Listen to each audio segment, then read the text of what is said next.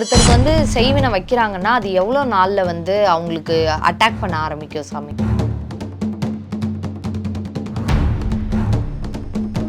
அஷ்டாதச சக்தி பீட்டிலிருந்து கொண்டு வந்த அந்த குங்குமம் வச்சு மந்திர தப்போ தீட்சை பண்ணி நாங்கள் 3 நாள் சாப்பிட மாட்டோம். காட்டுக்குள்ளேயே உட்காந்து எல்லா கடவுளும் ஆஹ்வானம் பண்ணி நாகபந்தம் போடுவோம்.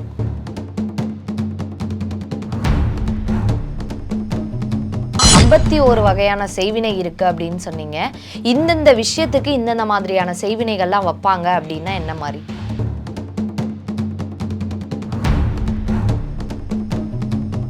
அந்த மாதிரி மந்திரவாதிகள் தான் ஒரு உயிர் எடுக்கிறதுக்கு இல்லாத பிரச்சனைகள் பண்ணி உயிர் கூட எடுக்க நினைப்பாங்க. நாங்கள் காப்பாற்றதான் வந்திருக்கோம். அந்த சிவன் தான் நாங்கள். OS பக்தி நேயர்களுக்கு வணக்கம். நான் உங்கள் அபிநயா. இன்னைக்கு நம்ம நிகழ்ச்சியில யார் நம்ம கூட இணைந்திருக்காங்க அப்படின்னு பாத்தீங்கன்னா அகோரி குருஜிகள் தான். ஸோ இவங்க பொள்ளாச்சி மற்றும் சென்னையில ரொம்பவுமே ஃபேமஸா இருக்காங்க. வணக்கம் குருஜி. தீர்காயுஷ்மான் பவ ஸ்ரீமாத்ரே நமோ நமஹா. நல்லா இருக்கிறீங்களா தாய்? நல்லா இருக்கேன் குருஜி. ஓம் நம சிவாய்.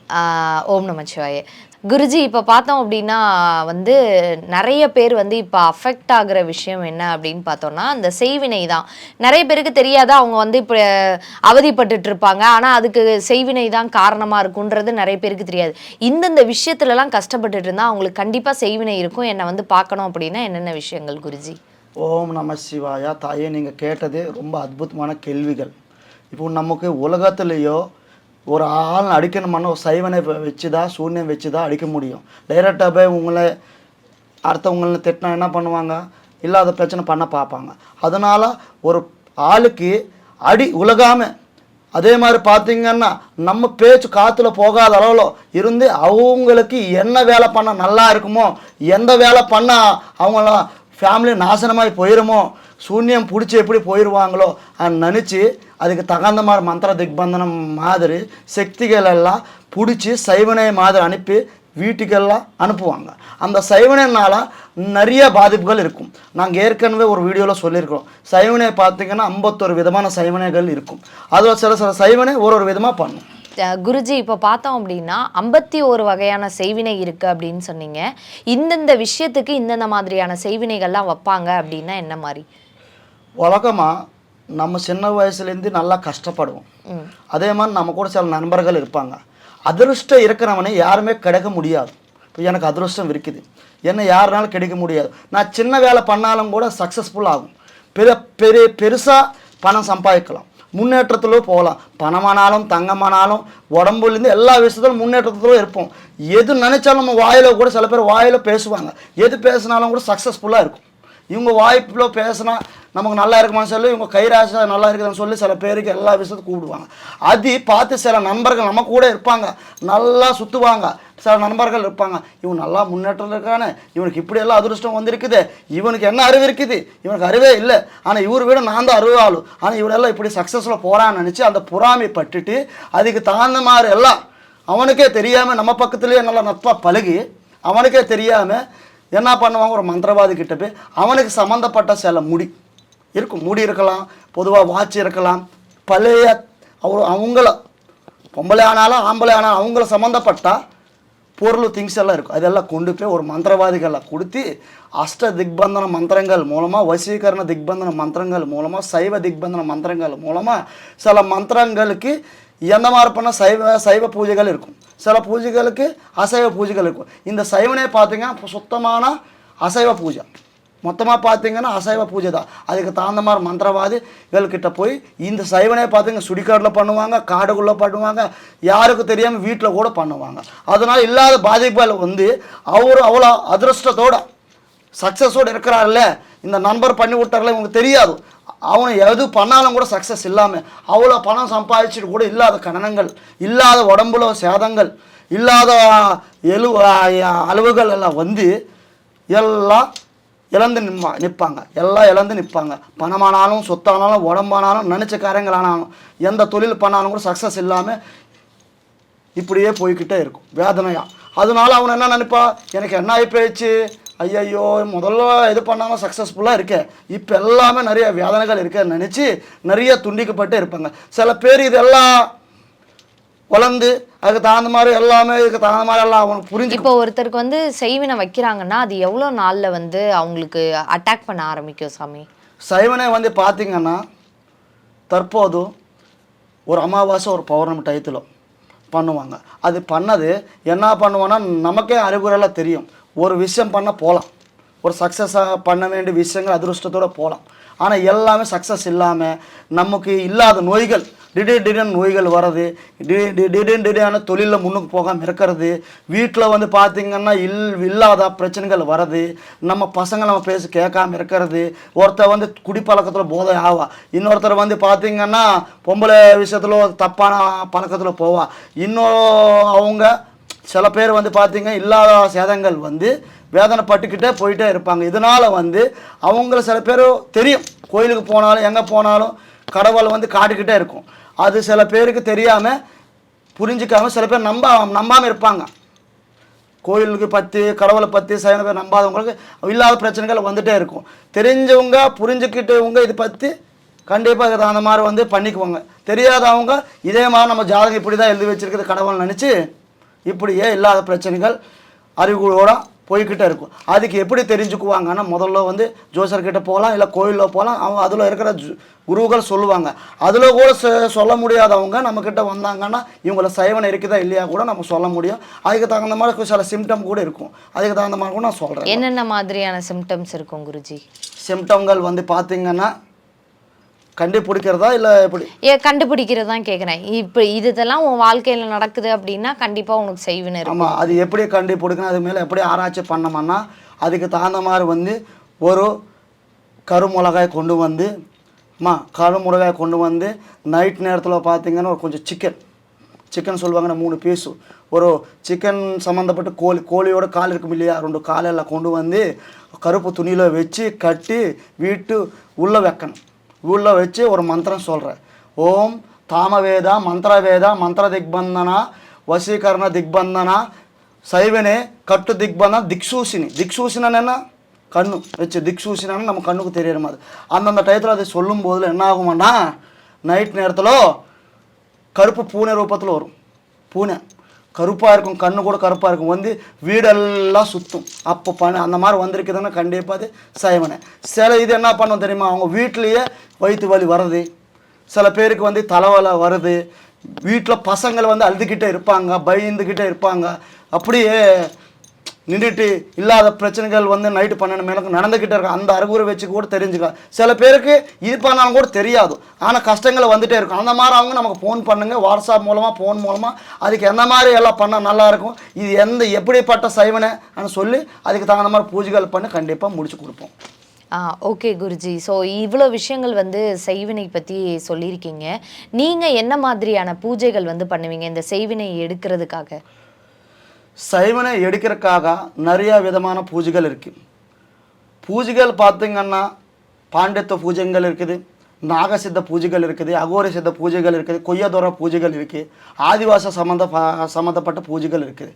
நிறைய வகையான பூஜைகள் இருக்கிறனால எந்தெந்த சைவனைகளுக்கு எந்தெந்த பூஜை பண்ணால் கரெக்டாக இருக்குமோ முதல்ல அவங்க ஃபோட்டோ பேரு நமக்கு வாட்ஸ்அப்பில் பண்ண பரவாயில்ல, நேராக வந்தாலும் கூட பரவாயில்ல, அதுக்கு தகுந்த மாதிரி முதல்ல செக் பண்ணிவிட்டு இதுக்கு வந்து காசிலோ பண்ணணுமா, 12 ஜோதிர்லிங்கங்களுக்கு அங்கே போய் பண்ணணுமா, 18 சக்தி பீட்டங்களுக்கு அங்கே போய் பண்ணணுமா, இது யக்ஞ ரூபంలో பண்ணணுமா, இல்லைன்னா வந்து யாக ரூபத்தில் பண்ணணுமா, அதுக்கு தகுந்த மாதிரி மந்திரங்கள் வந்து சில பூஜைகளுக்கு அசைவ மந்திர பூஜைகள் இருக்கும். அது காட்டில் போய் நம்ம அகோரி காலு கிட்ட போய் பூஜை பண்ணணுமான்னு சொல்லி அதுக்கு எந்த வகையான பூஜை பண்ணி எப்படி எல்லாம் மந்திரம் பண்ணி அதுக்கு எந்த மாதிரி பண்ணி விட்டால் நல்லா இருக்குமோ அதை கரெக்டாக பண்ணி கரெக்டாக பூஜைகள் 10 நாள்லேருந்து 9 நாளுக்குள்ளேயே எல்லாம் முடிஞ்ச பேரும் அதுக்கப்புறம் அவங்க வீட்டில் வச்சுக்கிறதுக்கே பாதுகாப்பு. இனிமேல் எல்லாம் எந்த சைவனை பண்ணாலும் கூட அவங்க வீட்டில் எந்த பிரச்சனை வராத அளவிலோ பூஜைக்கு சம்மந்தப்பட்ட தகுடுகள், அதே மாதிரி தாயத்துகள், அதே மாதிரி பார்த்திங்கன்னா கயிறுகள், ருத்ராட்ச சிவனோட மந்திரம் மூலம் கொடுத்த ருத்ராட்சிகள் எல்லாம் இருக்கும், அதெல்லாம் கொடுத்து அவங்க வீடெல்லாம் பாதுகாப்பு பண்ணி இனிமேல் எந்த சைவனை வராத அளவில் நாங்கள் பண்ணி அதை கொடுப்போம். முதல்ல நம்மளை நம்பி வரணும். அதான் குருஜி. இப்போ பார்த்தோம்னா ஒரு செய்வினை வைக்கிறாங்கல்ல, அதுக்கு வந்து நம்மளோட பொருளை தான் எடுத்துகிட்டு போய் செய்வினை வைப்பாங்க அப்படின்ற மாதிரி சொல்லுவாங்க. அப்போ நம்ம பொருள் எடுத்துகிட்டு போய் வைக்கிறாங்க, இப்போ திருப்பி மறுபடியும் வந்து அவங்க செய்வினை வைக்கிறதுக்கு நம்ம பொருள் இருந்தாலே போதும்ல, அதை எப்படி நீங்கள் தடுப்பீங்க? இதுக்கப்புறம் செய்வினை வந்து அந்த நபருக்கு வைக்காமல் இருக்கிறத நீங்கள் எப்படி தடுப்பீங்க? ரொம்ப அற்புதமான கேள்வி கேட்டீங்க. அது சர்வசாதாரண விஷயம் கிடையாது. பெய்யங்கிறது, சைவனை அங்கிறது, இந்த மாதிரி தந்திரிக சக்திகள் வீட்டு மேல் அனுப்பி இல்லாத பிரச்சனைகள் தொல்லை கொடுக்கறதாங்கிறது சர்வசாதாரண விஷயம் கிடையாது. இதுக்கு சம்மந்தப்பட்ட நீங்கள் கேள்விகள் கொடுக்க நல்லா கேட்டீங்க. தற்போது சைவனை அங்கிறது பண்ணணும்னா முதல்ல அவங்களோட ஃபோட்டோ இருந்தாலும் போதும், அவங்க சம்மந்தப்பட்ட சில திங்ஸ் இருந்தாலும் போதும். அது பண்ணதுக்கப்புறம் கூட என்னாகும், அங்கே பண்ணுறவனுக்கு கூட புரிஞ்சிடும். என்னாகும், இவனை வந்து ஒரு மந்திரவாதி கிட்ட சுவாமி கிட்ட போயிட்டாரு, எல்லாம் சரி பண்ணிக்கிட்டாரு, மறுபடி பண்ண நினைப்பாங்க. அதுக்கு தான் நான் என்ன சொன்னேன், அந்த சைவனெல்லாம் எடுத்துகிட்டு போய் அதுக்கு தகுந்த மாதிரி பூஜைகள் வந்து பண்ணால் சரியாகும்னு சொன்னேன். அதுக்கப்புறம் மறுபடியும் என்ன சொல்லியிருக்கிறேன் நானும், அதுக்கு சம்மந்தமான அஷ்ட திக்பந்தன தகுடுகள் இருக்கும். ஸ்ரீசக்கரம்னு சொல்லுவாங்க. ஸ்ரீசக்கரம்னா தெரியுமா? அஷ்ட திக்பந்தன சக்கரம் தெரியுதுல்ல, ஸ்ரீசக்கரம். எல்லா கோயிலும் ஸ்ரீசக்கரம் இருக்கும். அஷ்டாதச சக்தி பீட்டத்துலேருந்து எல்லா கோயிலில் பார்த்தீங்கன்னா ஸ்ரீசக்கரம் இருக்கும். எதனால வைப்பாங்க, அது வந்து மந்திர திக்பந்தனம் பண்ண அஷ்ட திக்பந்தனம் அஷ்டாதச சக்தி பீட்டத்துலேருந்து கொண்டு வந்து அந்த குங்குமம் வச்சு மந்திர தப்போ தீட்சை பண்ணி நாங்கள் 3 நாள் சாப்பிட மாட்டோம். காட்டுக்குள்ளேயே உட்காந்து எல்லா கடவுளும் ஆவானம் பண்ணி நாகபந்தம் போடுவோம். அனந்த பத்மநாப டெம்பிள் இருக்குமே நாகபந்தம் போட்டாங்க, இது வரைக்கும் நம்ம திறக்கவே முடியல. அதே மாதிரி நாகபந்தம் போட்டோம்னா இந்த சொல்லுவாங்க இல்லையா, இந்த தகுடு மந்திரத்துக்கு பந்தம் அவங்க வீட்டில் வச்சோம்னா அதுக்கு வலி கிடைக்காது. உதாரணத்துக்கு ஒன்று சொல்கிறோம்னா, மகாபாரதத்தில் அபிமன்னன் தெரியும். அவர் வந்து எப்படி இறந்தாரோ, பத்மவியூகம்ல போற தெரிஞ்சது, வெளியில் வர தெரியல. அது ஒரு தந்திரிக வித்தியை தான். அந்த வித்தியில் பார்த்தீங்கன்னா தெரியாதனால வெளியில் வராமல் இறந்துட்டாங்க. அதே மாதிரி உள்ளே போகிறதே தெரியும், நமக்கு வெளியில் வரதே தெரியும் சில விஷயத்தில் மந்திரம். அதனால உள்ளே போகாத அளவில் கட்டெல்லாம் போட்டு மந்திர திக்பந்தம் பண்ணக்கப்புறம் உலகத்தில் எந்த மந்திரவாதி கிட்ட போனாலும் கூட அது அழுக்கவே முடியாது, இது பண்ணவே முடியாது. இப்போ அஷ்டாதச சக்தி பீட்டம் பற்றி கேள்விப்பட்டிருப்பீங்க. அதே மாதிரி அந்த கோயிலோட பவர் எப்படி எல்லாம் ஏறுமோ அவங்க வீட்டுக்கெல்லாம் வேறுக்கிட்டே இருக்கும். ஏதோ அருகுரு வந்தாலும் கூட நான் சொல்லுவேன். அதுக்கு தகுந்த மாதிரி நம்ம மந்திரங்கள் வந்து எழுதி கொடுப்போம். இந்த பௌர்ணமி டயத்தில் இது படி, இந்த அமாவாசை டயத்தில் இந்த மந்திரம் படின்னு சொல்லி நல்லா தைரியம் எல்லாம் கொடுத்து சந்தோஷத்தோட இருக்கிற மாதிரி இனிமையெல்லாம் இந்த மாதிரி துன்பங்கள் இல்லாத அளவு சைவனால் பாதிக்கப்படாமல் துன்பங்கள் இல்லாத அளவில் நாங்கள் எல்லாம் அவங்களும் பூஜை பண்ணாலும் கூட அவங்களுக்கு மறுபடியும் நம்ம கூட கண்டினியூவாக பேசிக்கிட்டே இருப்பாங்க. அதுக்கு தகுந்த மாதிரி நாங்கள்லாம் அதுக்கு நாங்கள் சொல்லுவாங்க இல்லையா, ஆலோசனைகளை சொல்லி அவங்கள ஃபேமிலியை கூட நாங்களும் நம்மக்கிட்ட வர கஸ்டமருக்கு, நம்மக்கிட்ட வர கிளைண்ட்டுகளுக்கு எல்லாம் நம்ம ஃபேமிலியை நினச்சி எல்லா விஷயத்திலும் நாங்கள் ஆலோசனை சொல்லுவோம். அதுக்கு தகுந்த மாதிரி தீர்வு கண்டிப்பாக சொல்லுவோம். இனிமையெல்லாம் எந்த சைவனை வராதாலும் கட்டெல்லாம் போட்டு திக்பந்தனம் பண்ணி தான் கொடுப்போம். ஒரு வாட்டு மறுபடி பண்ணாலும் கூட இனிமே வராத அளவில் பண்ணி கொடுப்போம்.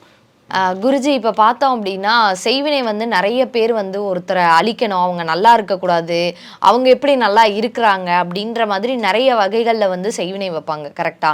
அப்படின்றப்ப இன்னும் நிறைய கெட்ட விஷயங்கள் இருக்கும்ல. இந்த இதெல்லாம் தாண்டி ஒரு உயிரை எடுக்கிற அளவுக்கு ஒரு கெட்ட விஷயங்களுக்கெல்லாம் செய்வினை வைப்பாங்கல்ல, அந்த மாதிரி விஷயங்கள்லாம் உங்ககிட்ட பண்ண வந்தால் நீங்கள் பண்ணி கொடுப்பீங்களா? நீங்கள் கேட்ட கேள்வி நல்ல விஷயந்தான். நாங்கள் சிவபக்தர்கள், அகோரி சிவபக்தர்கள். நாங்கள் முடிஞ்சவர் ஒருத்தருக்கு துரோகம் பண்ண மாட்டோம். நாங்கள் வந்து பார்த்திங்கன்னா உண்மையாக சொல்கிறதுன்னா உலக நன்மைக்காக கலியுக கல்யாணார்த்த கோஷம் உலக நன்மைக்காக எத்தனையோ பேர்கள் எத்தனையோ மக்கள்கள் சைவனால் பாதிக்கப்படுறாங்க. அதனால வீட்டில் நிறையா சேதங்கள் வருது, நிறையா துன்பங்கள் வருது. அதுக்கு சம்மந்தப்பட்டது தான் பண்ணுவோம் தவிர நாங்கள் வந்து தெரியாமல் கூட ஒரு கூட நாங்கள் வந்து உயிரெடுக்க மாட்டோம். ஏன்னா இதுக்கு இந்த பூஜை பண்ணால் கரெக்டாக இருக்கும்னு நினச்சா தான் அதுக்கு தகுந்த மாதிரி பண்ணுவோம் தவிர நாங்கள் வந்து யாருக்குமே தப்பாக பண்ணாமல் அதுக்கு தகுந்த மாதிரி உண்மையான பூஜைகள் யார் யார் சைவனால் பாதிக்கப்படுறாங்களோ அவங்களுக்கு மட்டும்தான் பண்ணுவோம். அதனால் வந்து அதுக்கு பண்ணுறது சில பேர் இருக்கிறாங்க, அவங்க கல்யாணம் ஆகாமல் சாப்பிடாமல் பைத்தியக்காரனாக சுற்றி எங்கெங்கோ இருக்கிறவங்க, அவங்க தான் மந்திரவாதிகள். அந்த மாதிரி மந்திரவாதிகள் தான் ஒரு உயிர் எடுக்கிறதுக்கு இல்லாத பிரச்சனைகள் பண்ணி உயிர் கூட எடுக்க நினைப்பாங்க. நாங்கள் காப்பாற்ற தான் வந்திருக்கோம். அந்த சிவன் தான் நாங்கள். நம்ம உடம்புல சிவன் இருக்கிறாரோ, நம்ம உடம்புல சிவ சித்தா பெருமாள் இருக்கிறாரோ, நாங்கள் எல்லாருக்குமே நல்லதான் பண்ணுவோம். தீர்காயுஷ்மான் பவ ஓம் நம சிவாயா. சாமி, இப்போ பார்த்தோன்னா இந்த செய்வினை, இந்த பேய் ஓட்டுறது இதெல்லாம் தாண்டி நீங்கள் வேற என்னென்ன மாதிரியான விஷயங்களுக்கெல்லாம் பார்ப்பீங்க சாமி? சைவனை பார்த்தீங்கன்னா நிறையா விதமாக இருக்குமான்னு சொல்லியிருக்கிறேன். அதே மாதிரி பேய்கள் நிறையா விதமாக இருக்கும், வசீகரணம் நிறைய விதமாக இருக்கும்.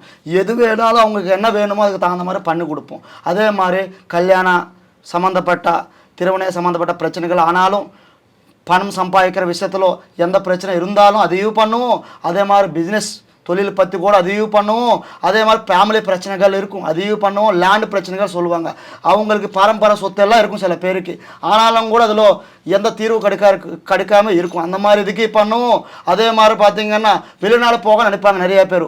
ஆனால் சில பேருக்கு வந்து பார்த்தீங்கன்னா முன்னேற்றத்துக்கு எவ்வளோ நாடு வேணால் போகலாம். ஆனால் சில பேர் வந்து வெளிநாடு போகாமல் அப்படியே வேதனைப்பட்டுட்டே இருப்பாங்க. அந்த மாதிரி வெளிநாடு போகிறதுக்கு விசா ப்ராப்ளம் இருந்தாலும் அந்த கடவுள் ஆசீர்வாதம் நல்லபடியாக இருக்கிற மாதிரி பண்ணுவோம்.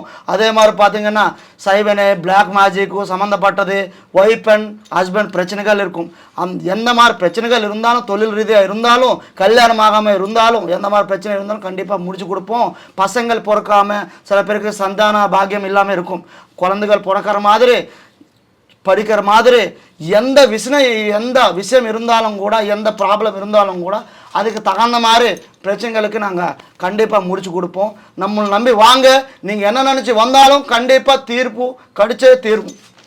ஸோ ரொம்ப நன்றி குருஜி, நிறைய விஷயங்கள் வந்து செய்வினை பற்றி பகிர்ந்துக்கிட்டீங்க, ரொம்ப நன்றி. ஓம் நம சிவாய். இந்த நிகழ்ச்சியை பற்றிய உங்கள் கருத்துக்களை கீழிருக்கும் தொலைபேசி எண் மற்றும் மின்னஞ்சலில் தெரிவிக்கலாம்.